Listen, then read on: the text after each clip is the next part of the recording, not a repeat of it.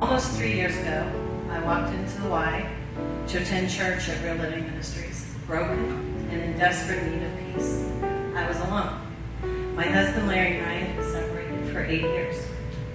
I was taking my grandchildren, Devin and Eli, to swim lessons with Donna, and she could see that I was not in a good place, and she reached out to me. She gave me a gift card to the Unleashed Healing Center, and when I realized it was Joy, I put the card away. I said, nope. But God, He had other plans. See, back in 2005, I attended a Bible study with Joy that Joy had at the Y, and I liked Joy immediately. I was drawn to her. She oozed Jesus. She told me things about my life that she couldn't possibly know.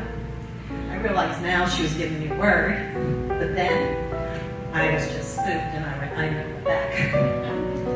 I realize now that God was trying to set me up with a safe place to be when tragedy would strike our family the following year.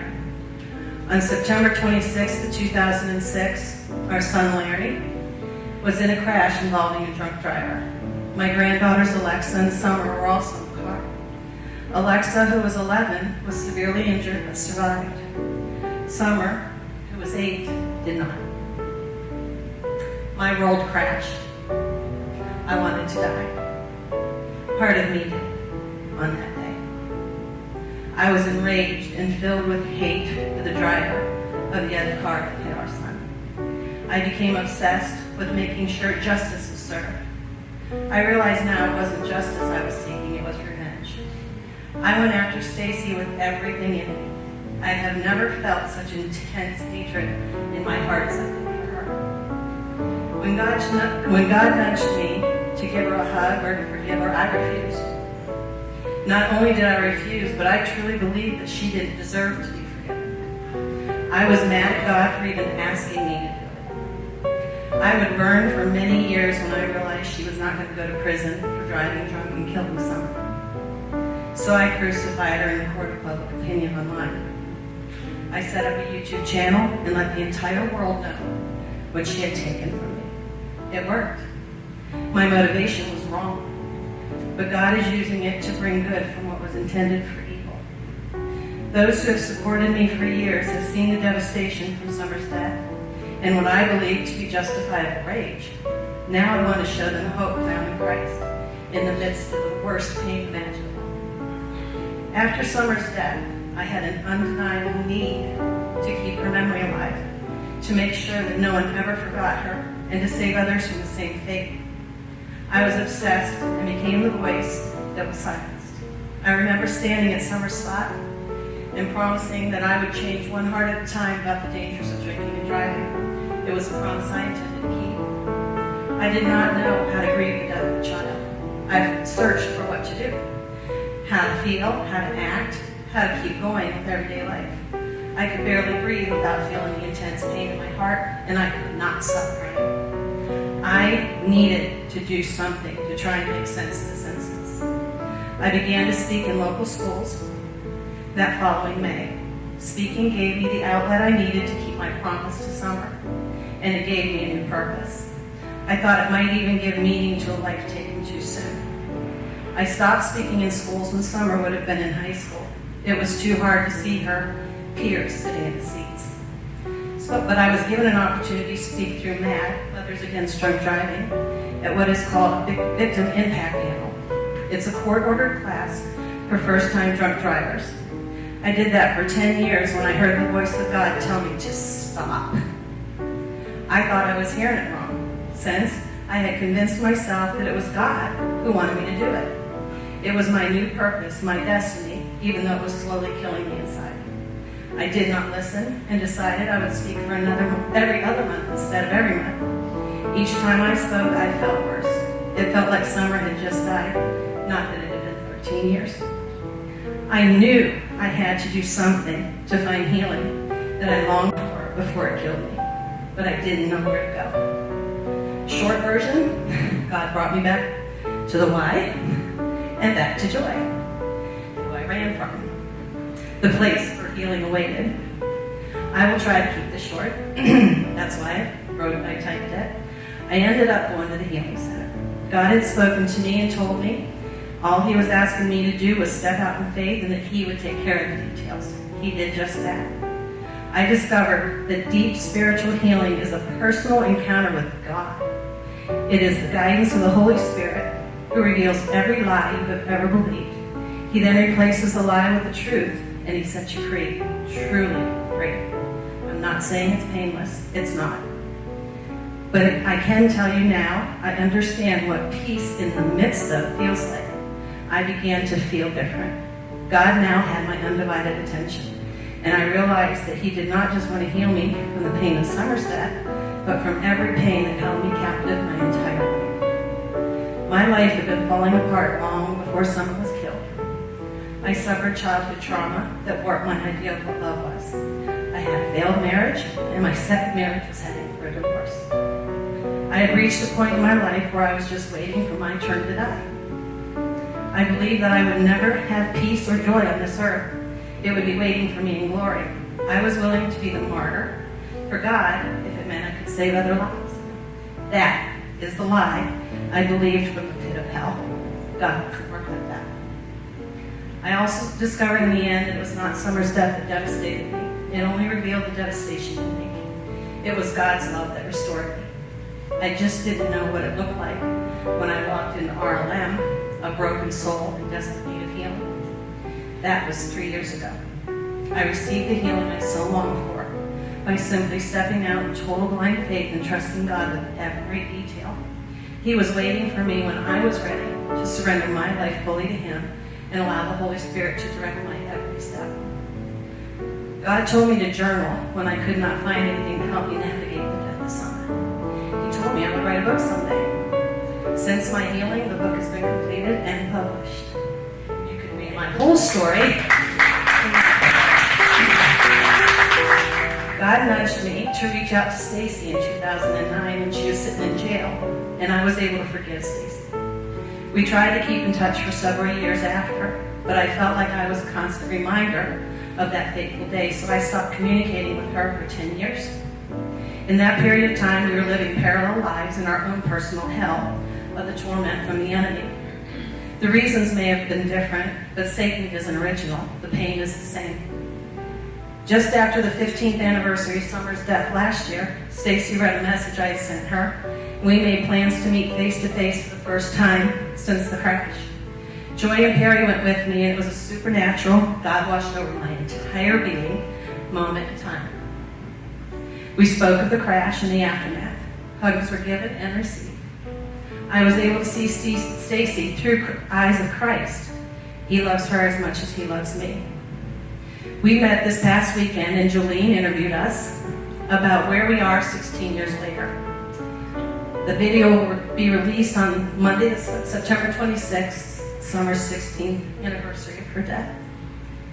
Stacy has begun her healing process with Lori, and one day in the near future, we will be speaking together.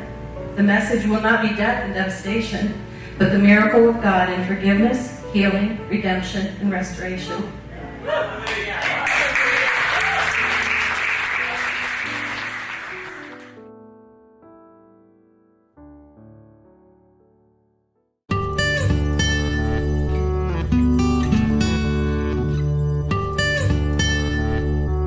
We're really going to have some conversations around that fateful day, September 26, 2006, a day that changed both of your lives and really all of us who are a part of your story, and moving forward as more people hear the story of that day and what happened. So I'm really eager to get into the book. Now, Cindy, I did read your book, and wow, I managed to read it in 1 or 2 settings, which was, I really wanted to get the heart and the pulse of this book. But as we have this time together with Stacy, what do you want people to know about this book and about your story? The greatest desire in my heart with this book is that people know that there's hope after trauma and that they seek their own healing. Well, I'd like to introduce a passage from the book where you share your heart on really what this story is all about. It's on page 57, and you say, in the end, it was not Summer's death that devastated me. It only revealed the devastation within me. And it was God's love that restored me. We talk about the 5 stages of grief in here. And recently there's been some work around a 6th stage of grief from David Kessler, who worked with Elizabeth Kubler-Ross on the stages of grief. But he talks about meaning and finding meaning in grief. And I wonder if part of the meaning of the story is Summer helping you get healed from the devastation within you, and also Stacy and your story. And that's really a big piece that we don't really hear in the book is your story. So as we reflect on September 26, 2006, the day Summer's life was taken, I'm wondering if Stacy, do you feel like you could share with us what was that day, set that day up for us? What was that like for you? I was 21 years old, and I didn't have much guidance. I was in my alcoholism. I was drinking, and my mom, we had to move, and my mom had gotten rid of my dog, and I was, devastated over it.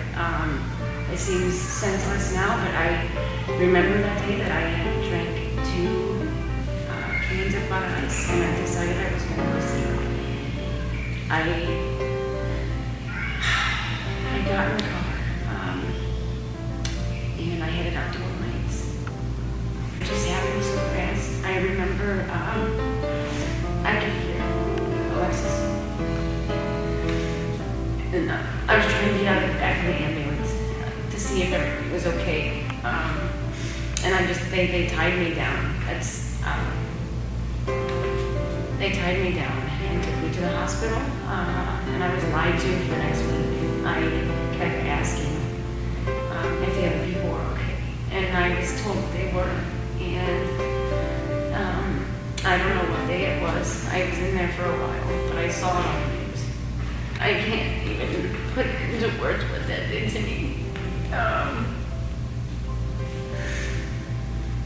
I feel like I already knew it in my gut. I knew something was wrong.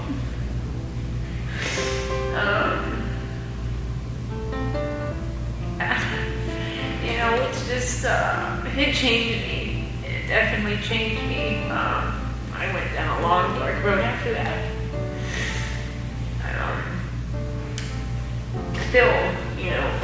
It's going to be forever. Sure. So you didn't wake up that day, Stacy, and say, I'm going to be reckless and hurt someone. Of course not. Right. No. Right. And that's the unfortunate thing. When you put alcohol in you, you really lose the ability to choose. For me. Sure.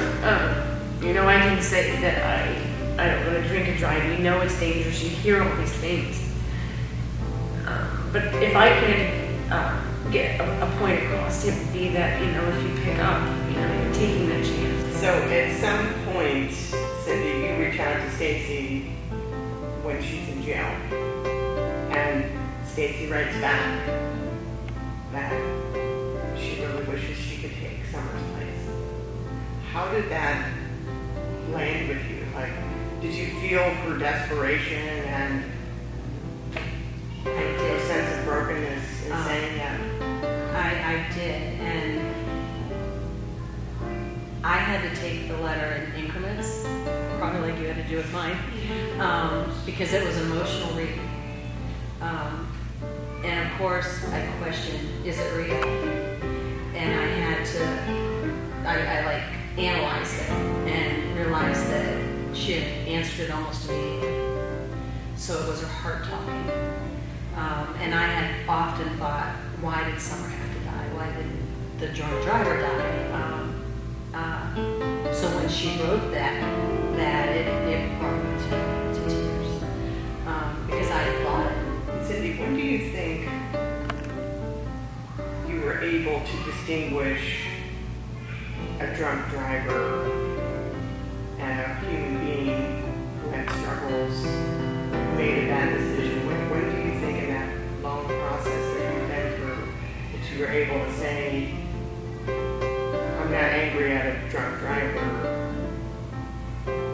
this is a human being who made a terrible mistake that day?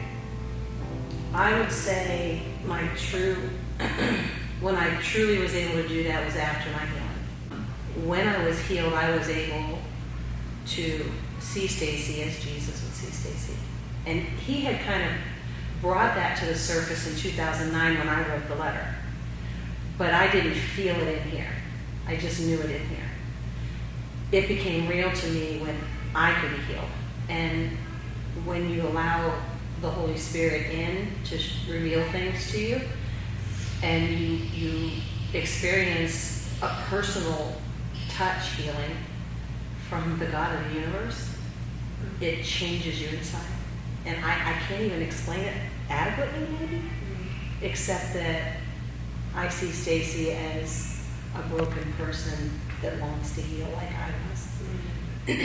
And, 3 years ago, me. And that I know that healing is out there for anybody that wants it. And if all it takes is a step of faith and trust, he takes care of every single detail. And he wants it for everybody, not just me because I lost Summer. He wants to redeem and restore Stacy's life. Yes. Too. He loves everybody. He doesn't love me more than he loves Stacy. He loves us the same. He died on that cross for everybody. And my desire is that everybody that's tormented by Summer's death finds that healing.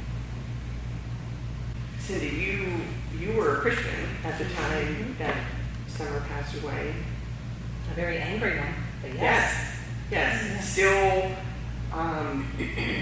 life for you was still very broken. And I love how your friend Monica phrased it, who really died that day. Because this journey, as you've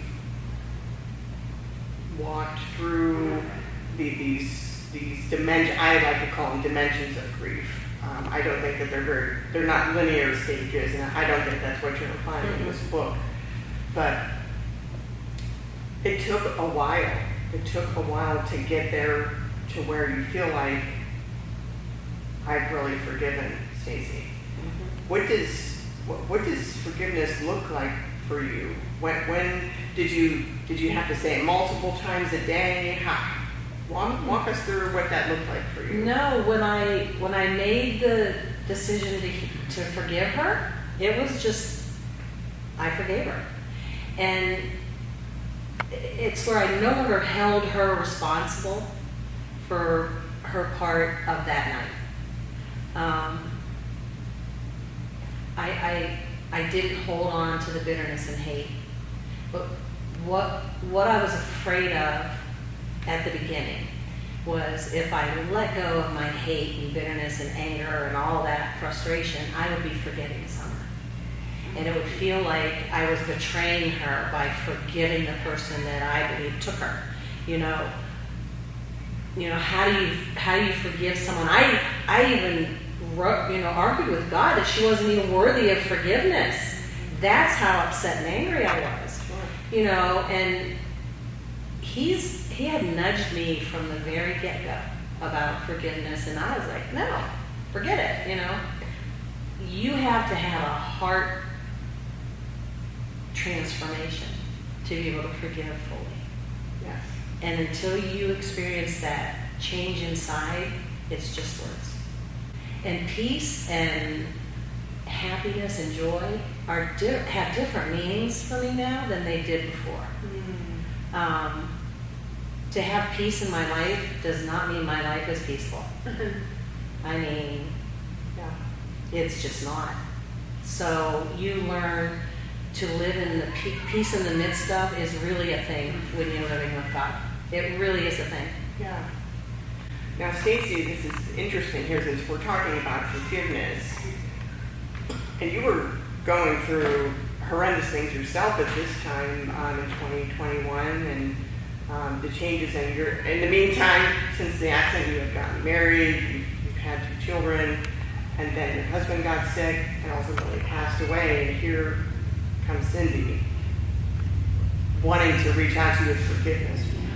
Tell us, what was that like for you? So it was just like the day I got the letter in the jail. I just remember my heart pounding. I couldn't believe it. It was surreal. Just like you said, it's just torment. Just thinking about the pain that you guys were going through. And I did want to take her place. I was angry myself with God for a while. Why would you take a little girl and not me? I felt like it was just unfair.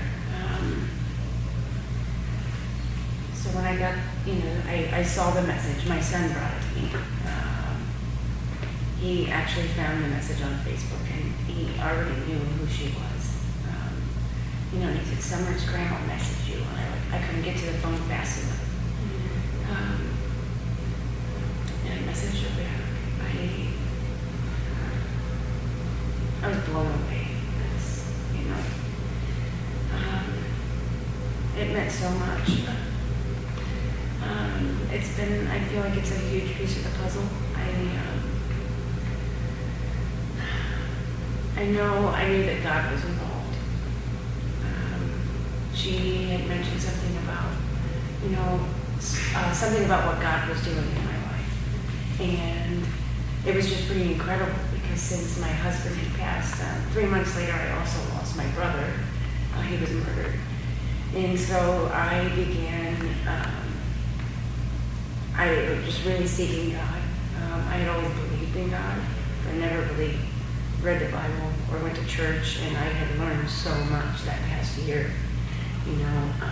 so it was like, for her to say that, like what the Lord has been doing in your life, it was fascinating, and I just, I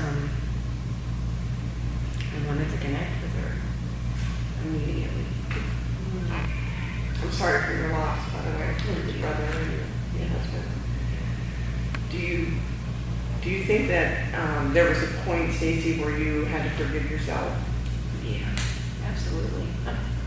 And sitting here listening to Cindy, I'm still in that process. I'm still in that process, because like she just said, it can be just words until you really, you really have this experience. And I'm learning. I'm still learning a lot every day. But I would have to say, I'm in that process right now of forgiving myself completely. I do believe I'll get there. I know that God is involved. I know that this is something that was meant to happen. He's doing something huge. I know that. And so I'm just willing. You have such a beautiful heart, Stacy. I just have to say that. I had sent you a quote when we exchanged emails, and it's the Teddy Roosevelt quote. Yes. He talks about being in the arena of life, really, and that it's really not the critic who counts. It's not those people who wanted to hate you and who wanted to hurl their judgment your way. I'm sure took a toll on you emotionally and personally. And getting to the point where it's not those critics who counts. You're getting in the arena of life here in this moment as we move forward in telling Summer's story and telling your story, Stacy, and your story, Cindy. We're doing it even in the midst of failure or brokenness. We're still on the journey. We're still all on the journey, but we're doing it courageously. We're doing it with Christ. That He's the reason why we can sit here. Yes. 2 people on a couch who really would have no reason to be in the same room and share the same space and have such great loss shared between you. Yeah. But God, only He can do this kind of miracle. Yeah.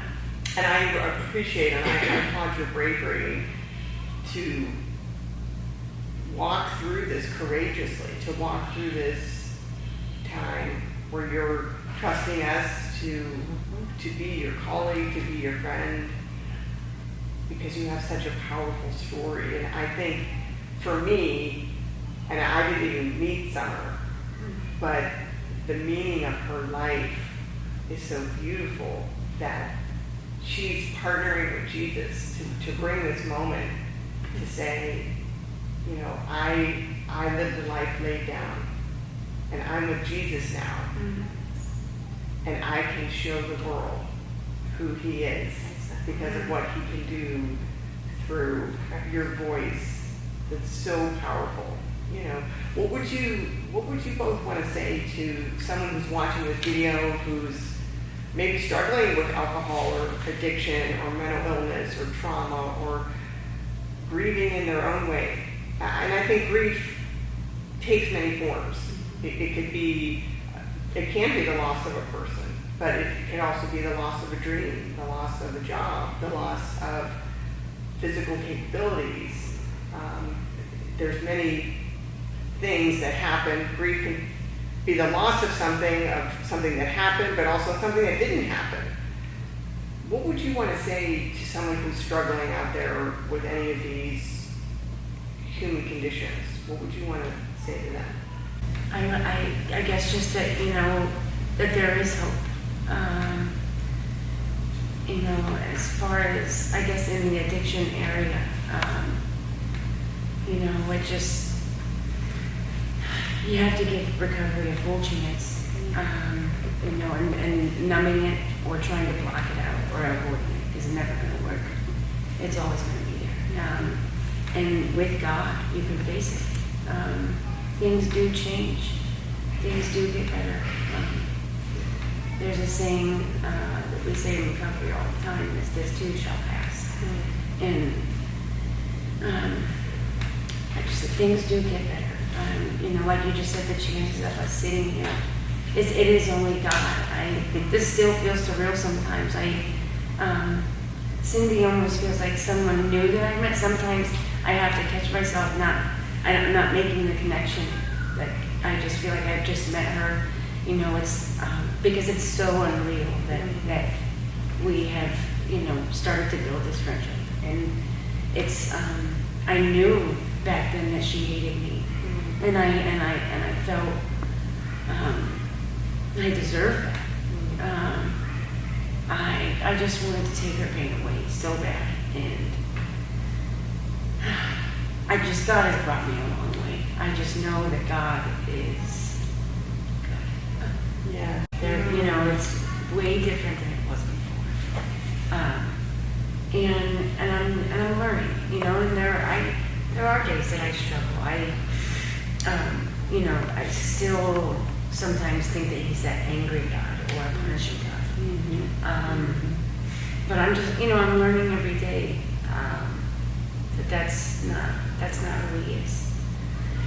So it's just, it's hard for me to really put that into words, but Jesus is, He's everything. I know that I'm nothing without Him. I just,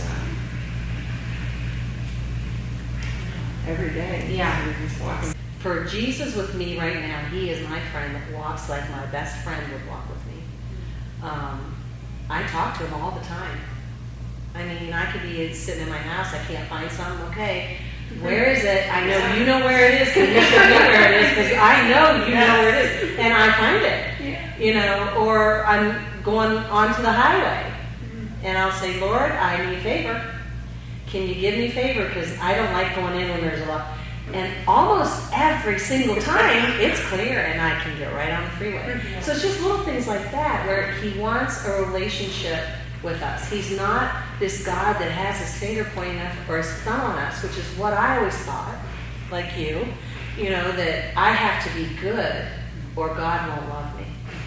I have to do it right as a Christian or God won't love me. And with grieving, I didn't know how to grieve. I didn't know what to do. And there's not much written on, there's a lot written on the stages of grief, but I needed to read someone's story. I needed to read what someone else did. And that's why God said, journal. I started journaling 3 days after she was buried. And I knew someday there would be a book because he told me to journal. And even then, I was listening to him, but I wasn't trusting him. And I think as a Christian, Christians need to know it's okay to grieve hard. It's okay to have a hard time with grieving. It's expected, especially when it's a child. And if we try to make ourselves stronger in our own power, we fail. And that's what I did. I tried to be strong for everybody else, and inside I was dying. So grief is ugly, and it's messy, and it's hard, but it's also a demonstration of how much you loved. And when you love someone deeply, and they're just gone in an instant, it shocks your system. And you have to work through that process the best way you know how. Even in your fumbles, even if you're not doing it right, you have to be allowed and able to do it how you need to do it, or some part of your process will be skipped, if that makes sense. And my journey was a long one. We're going on 16 years. But that's okay too. It's, the healing was pretty instant when I was ready. And if you're ready earlier, that's awesome. And if you're not ready, even later, that's okay too. Because God will be waiting there for whenever you are ready. Well, as we close our time together, I want to just take a minute and reflect as we're here recording almost 16 years later. What do you think Summer would want to say to both of you? Bravo, bravo. She would be so happy. She would be so happy. Because, she always wanted everyone happy. She didn't like anyone to be upset. She's smiling in heaven. She's looking down. I think she can see us. And she's looking down saying, you go, girl. She's part of this. She's a very big part of this. I miss her. And that's not going to change. And it's okay to cry, because after I was healed, I went to her spot and I was talking to her. And then I went home and I just started sobbing. I'm going, Lord, I've been healed. Why am I crying? Why am I crying if I'm healed? And he revealed to me that day, I took your torment. I took the torment away. That's what you were healed from, not the grief. God doesn't heal you from grief. If you love someone and they're missing from your life, you're going to grieve them for the rest of your life. There's going to be days that I'll be a puddle on the floor. And there's other days I feel really strong. And that's okay. It's okay to grieve. What the Lord wants to heal you from is the torment that grief is causing in your life. Because that's not his design. He wants to bring you peace in the midst of it. And that's how I feel 16 years later. I grieve.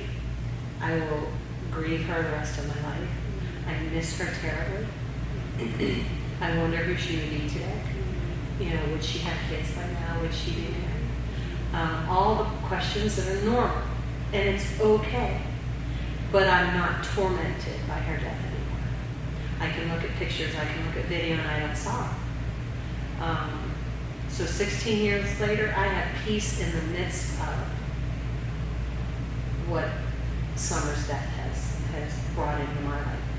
It changed me, but it changed me for the better. Because through her death, I had to take a hard look at my life and deal to heal. That's, I had to finally, he brought me back to a place to deal once and for all. And he'd been wanting to give me this healing all along. I had to be ready. And that's that's the kind of God he is. He's a patient, loving, kind God who will wait however long it takes. Yeah. And he's there. He's there waiting for you. You just have to be ready, willing, and able. And it's so simple, because the only thing I did different this time was he asked me to step out in faith and trust him with the details. So I stepped out in faith, and every detail was taken care of. It's like, you can't make this stuff up. You know, when his hand's in it, it flows. Not painless, but it flows. And there is peace in the midst of pain. That's the best way I can explain it. Doesn't take your pain away, but it takes your torment away. Because as long as we're on this earth, we're going to have pain.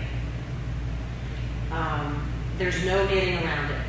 Everybody in the world has something they have to deal with, some kind of torment in their life from their past and their present, or what we're going to face in the future. But when you face it with the love of God in your heart, your perspective changes. And you're able to bounce back a whole lot quicker than you used to. But 16 years later, I would say peace in the midst of. And I can't wait to see her again someday. And each day is one day closer. Stacy, what do you think Summer would want to say to you?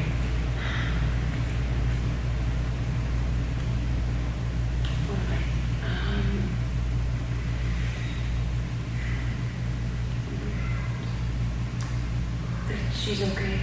That she's with Jesus. Yes. I think she would feel good about this connection. I think she would say that she's okay, that she's happy with Jesus, that she's at peace, that she's with the Lord. She's in heaven, in paradise up there, in some beautiful mansion. Wonderful.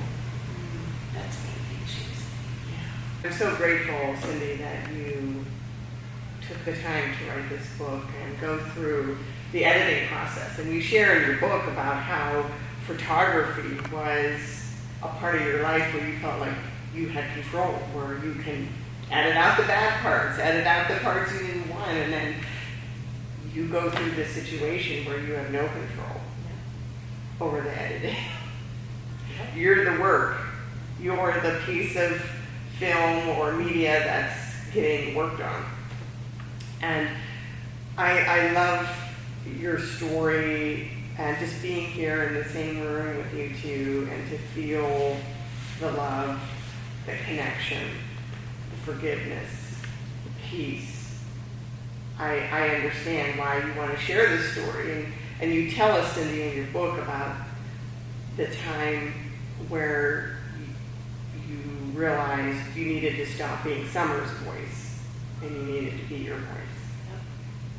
And I hope that your message reaches far and wide to people who are struggling with loneliness and brokenness and devastation and pain and suffering and trauma and hopelessness in our lives that get wrecked by so many things, that this message of hope and forgiveness, and that it's okay, and that we will have struggle. We're going to fail at this. This is part of the daring greatly.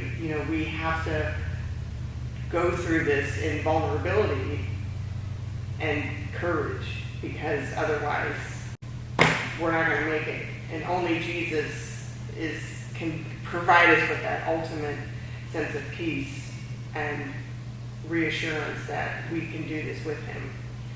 And I'm so deeply touched by this when I read this in one sitting. I just wanted to just have the whole piece without the editing, because it's so hard. And even your mom shares she had to put the book down. She couldn't handle that amount of emotion. But I wanted to do that because this was the best way I felt like I could connect with you. Like, you had to live this every day. You didn't have a choice to really set yourself aside. So I wanted to experience you going through this in one sitting. And after that, I just cried. But I'm on the other end. I didn't know Cindy Pittner before, while you walked through this. I I wanted to be there for you. I wanted to help with Monica's words and the healing, you know, but just to experience that and knowing you these last 30 years and even the work that's been ongoing with you, it's been so precious. And it's made me fall in love with Jesus all the more because I see how personal he is in his love. The way, you know, he showed up for you in dreams and other ways, and he may show up differently for others. And we don't need to believe all of the shame tapes, and sometimes religious people even. People of faith, you know, we start with the you should, you could, you know, you should have healed faster, you should have let go, you know, all of those judgmental things that rush people, to try to rush people to hurry up because we can't handle it. People wanted you to get healed because they couldn't handle watching you go through your pain. But Jesus was right there with you, like he was with you every step of the way. So I want you to know how much your story means to me personally.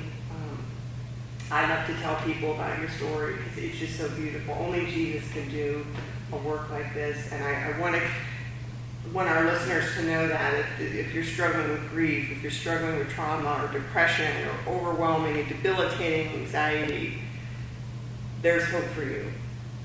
There's hope for you. Reach out. Reach out. Reach out to Jesus.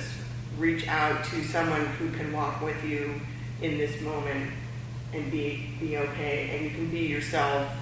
And there is healing and there is restoration. And I know that's part of why you wrote the book. So I just want to say thank you to Cindy and Stacy for doing this together.